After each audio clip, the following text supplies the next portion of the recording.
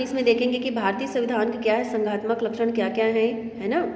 तो विश्व के संघीय शासन व्यवस्था वाले देशों ने के संविधानों में क्या है, मुख्य रूप से पाए जाने वाले निम्नलिखित 4 लक्षण भारतीय संविधान में भी विद्यमान है। पहला है लिखित एवं कठोर संविधान, है ना।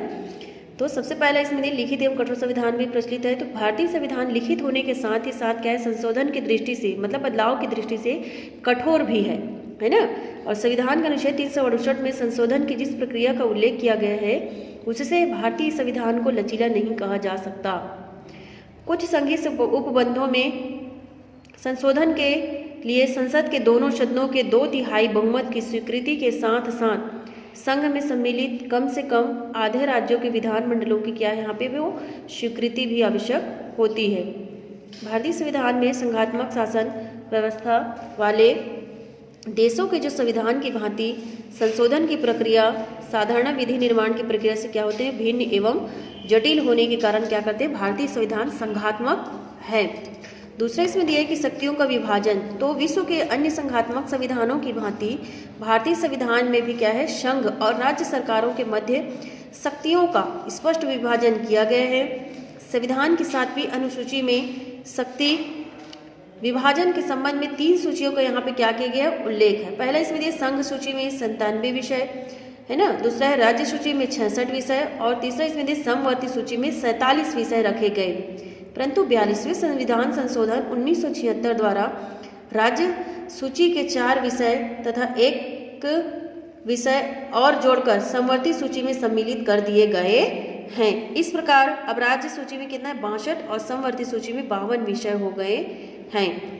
संघ सूची में 97 विषयों पर संघ सरकार, राज्य सूची के 62 विषयों पर राज्य सरकार तथा समवर्ती सूची के 52 विषयों पर संघ और राज्य दोनों ही सरकारों को कानून बनाने का क्या है, यहाँ पे अधिकार है। समवर्ती सूची के विषयों पर संघ और राज्य दोनों के द्वारा बनाए गए कानून में पारस्परिक विरोध की स्थिति में संघीय सरकार का कानून ही मान्य होगा और राज्य सरकार द्वारा बनाए गए कानून निरस्त हो जाएगा। अवशिष्ट शक्तियां संघ को प्रदान की गई है। इस प्रकार भारतीय संविधान में शक्तियों के विभाजन का उल्लेख विश्व के अन्य संघात्मक संविधानों की अपेक्षा अधिक व्यापक और यहाँ पे क्या है, स्पष्ट है। तीसरा इसमें दिया संविधान की सर्वोच्चता, मतलब यद्यपि क्या है यहाँ पे संविधान यद्यपि यहाँ पे क्या है, संयुक्त राज्य अमेरिका के संविधान की भांति क्या है यहाँ पे भारतीय संविधान को देश का क्या है, आधारभूत कानून घोषित नहीं किया गया है, फिर भी वह देश का क्या है, आधारभूत एवं सर्वोच्च कानून है। क्योंकि संघीय सरकार और समस्त राज्य या प्रांतीय सरकारें भारतीय संविधान की व्यवस्थाओं का क्या करते हैं, यहाँ पे पालन करने के लिए बाध्य है और कोई भी सरकार उसकी व्यवस्थाओं का उल्लंघन करके कोई भी कानून नहीं बना सकती। राष्ट्रपति, राज्यपाल, मंत्रिमंडल तथा अन्य उच्च अधिकारियों को भी अपना पद ग्रहण करने से पूर्व भारतीय संविधान का पालन करने की यहाँ पे शपथ लेनी होती है। इस प्रकार अन्य संघात्मक व्यवस्था वाले देशों की भांति भारतीय संविधान देश का सर्वोच्च कानून यानी आधारभूत कानून यहाँ पे माना जाता है। कोई भी अगर शपथ ग्रहण करने से पूर्व उसके भारत के जो संविधान है उसके नियमों का पालन करने के लिए उनको शपथ ग्रहण करना पड़ता है। ठीक है।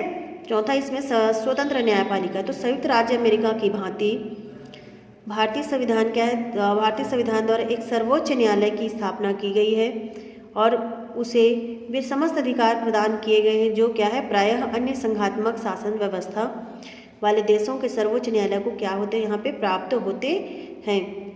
भारतीय सर्वोच्च न्यायालय भारतीय संविधान के संरक्षक के रूप में यहाँ पे क्या करते हैं, वो कार्य करते हैं और भारतीय संविधान की व्यवस्था में भारतीय संविधान की व्यवस्थाओं या उपबंधों के विरुद्ध संघीय या प्रांतीय सरकारों द्वारा बनाए गए कानूनों को अवैध घोषित करने का अधिकार सर्वोच्च न्यायालय को यहाँ पे क्या है, प्राप्त है। इसके अतिरिक्त संघ व राज्य सरकारों के मध्य विवादों और राज्यों के पारस्परिक विवादों को निपटाने का अधिकार भी सर्वोच्च न्यायालय को सौंपा गया है। अतः भारतीय संविधान के उपयुक्त लक्षणों के आधार पर यह कहना अनुचित न होगा कि भारतीय संविधान एक संघात्मक शासन की व्यवस्था करता है।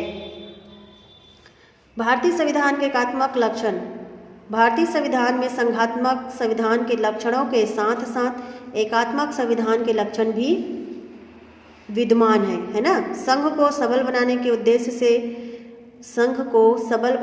उद्देश्य से ही भारतीय संविधान निर्माताओं ने क्या कहे, इन एकात्मक लक्षणों का समावेश भारतीय संविधान में किया था। अपना उद्देश्य स्पष्ट करते हुए डॉक्टर अम्बेडकर ने भी यहाँ पे संविधान सभा में कहा था, मैं एक शक्तिशाली केंद्र के क्या हूँ, पक्ष में हूँ। यह 1935 के अधिनियम के अंतर्गत क्या किया गया था, इसमें निर्मित केंद्र से भी अधिक शक्तिशाली होगा। भारतीय संविधान के प्रमुख एकात्मक लक्षण निम्नलिखित है। पहला इसमें इकहरी नागरिकता है ना, पहला इसमें क्या दिया है, इकहरी नागरिकता। तो सामान्यतः संघात्मक राज्य में संघीय नागरिकता और राज्यों की नागरिकता अलग अलग होती है ना, परंतु भारतीय संघ और राज्यों की एक ही नागरिकता है। भारत के किसी भी राज्य में क्या है, निवास करने वाला व्यक्ति उस राज्य क्या प्रांत का नागरिक नहीं है, वह भारत का नागरिक ही माना जाएगा।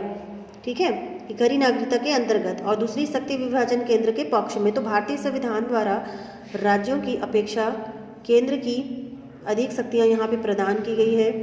शक्ति विभाजन में संघ सूची में राष्ट्रीय महत्व के 97 विषय रखे गए हैं, जबकि राज्य सूची में 62 विषय है। यह उल्लेखनीय है कि प्रारंभ में राज्य सूची में 66 विषय थे, जिनमें से 4 विषय संविधान के 42वें संशोधन 1976 द्वारा हटाकर समवर्ती सूची में जोड़ दिए गए, जिससे केंद्र को क्या हुआ, केंद्र को उन विषयों पर कानून बनने का अधिकार प्राप्त हो गया।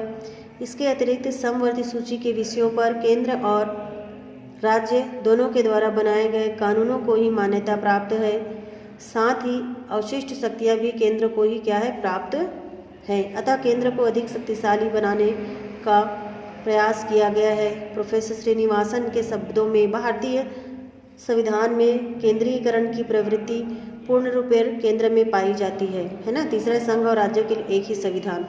तो विश्व के अन्य संघीय व्यवस्था वाले देशों की भांति भारत में संघ और राज्यों के अलग अलग संविधान नहीं है। संघ और राज्यों का एक ही संविधान है और दोनों को उसी का क्या करना पड़ता है, पालन करना अनिवार्य है। चौथा है राज्यों की सीमाओं में परिवर्तन का अधिकार। तो सामान्यतः संघीय शासन व्यवस्था वाले देशों में उसकी इकाइयों की सीमाओं में परिवर्तन नहीं किया जा सकता, और यदि यह परिवर्तन आवश्यक है तो राज्यों की सहमति के बिना परिवर्तन नहीं किया जा सकता। परंतु भारतीय संविधान का अनुच्छेद 3 के अंतर्गत यह व्यवस्था की गई है कि राज्यों की बिना सहमति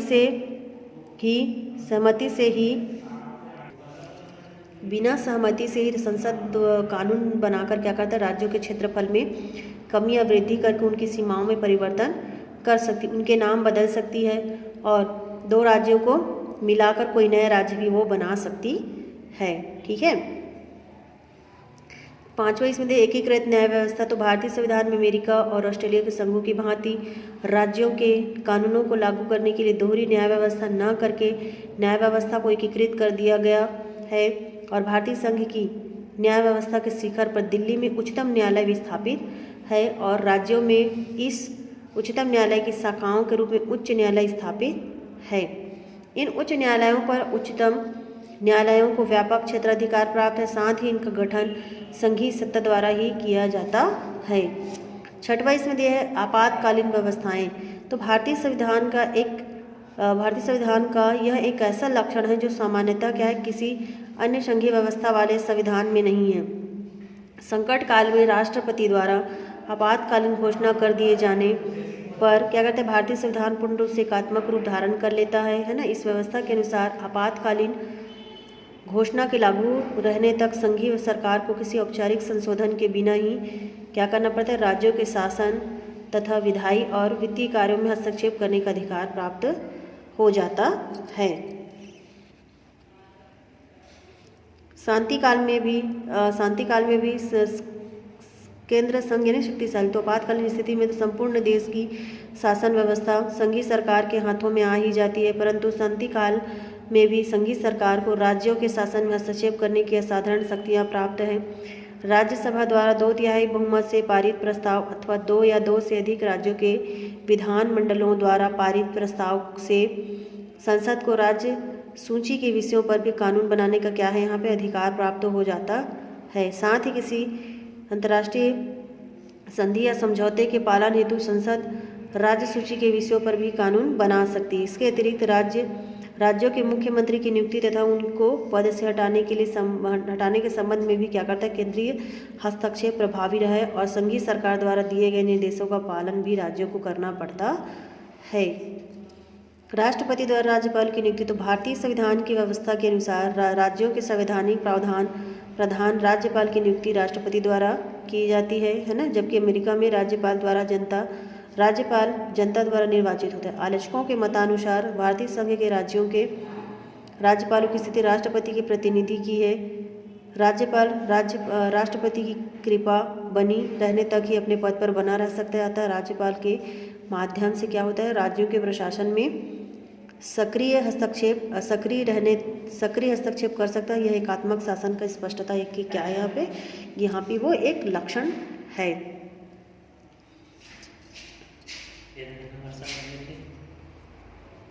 कहाँ है?